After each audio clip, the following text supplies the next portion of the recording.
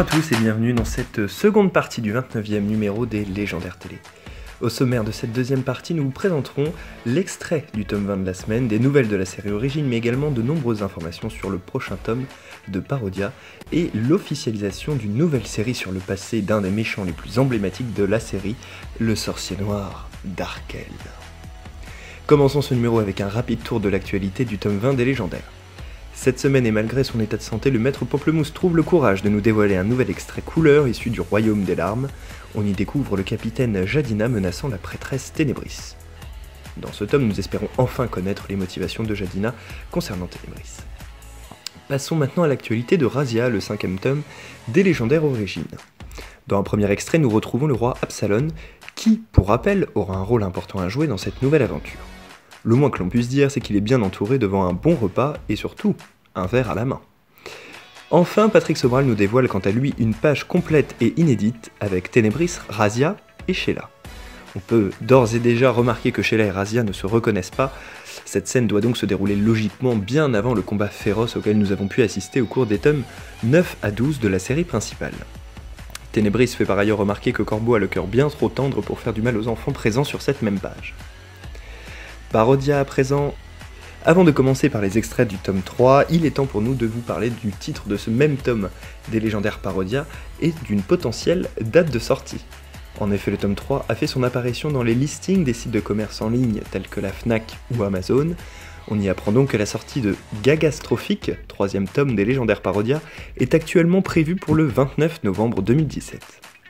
Comme d'habitude, une date à prendre avec des pincettes tant qu'elle ne sera pas officialisée par l'un des auteurs. Pour les plus curieux, vous pourrez découvrir en avant-première la couverture de ce tome dans le dernier numéro du magazine des Légendaires, disponible dans toutes les librairies.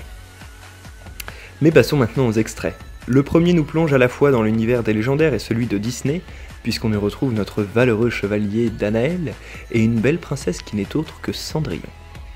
Enfin, dans un second extrait, il est mis en scène l'intégration de Ténébris au sein de l'équipe des Légendaires, et le moins qu'on puisse dire, c'est que ce n'est pas aussi simple que cela semble l'être. À peine acceptée dans le groupe, cette dernière dérape déjà, avec un pinceau, pour une simple histoire de passage piéton. On a hâte de découvrir la chute de ce gag.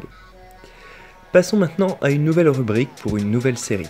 Cela fait quelques mois que l'on vous en parle, et il est temps maintenant de s'attaquer à l'actualité du premier tome, des Chroniques de Darkel. Patrick Sobral a enfin officialisé l'arrivée d'une nouvelle série dans l'univers des Légendaires, qui sera d'ailleurs sans le célèbre groupe des Justiciers. En effet, cette série se concentrera uniquement sur le passé du sorcier noir Darkel, et nous apprendrons comment il est devenu celui qui est aujourd'hui l'ennemi juré des Légendaires tel que nous le connaissons.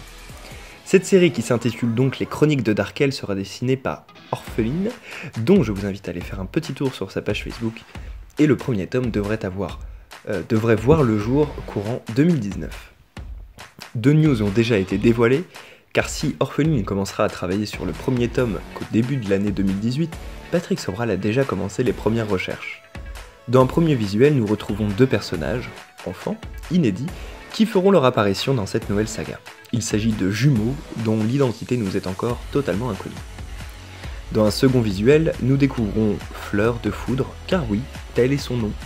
Ce que l'on sait sur cette personne est, comme son nom l'indique, qu'elle contrôle la foudre, ce qui fait donc d'elle une personne redoutable. Mais la question est-elle une alliée ou un ennemi du sorcier noir?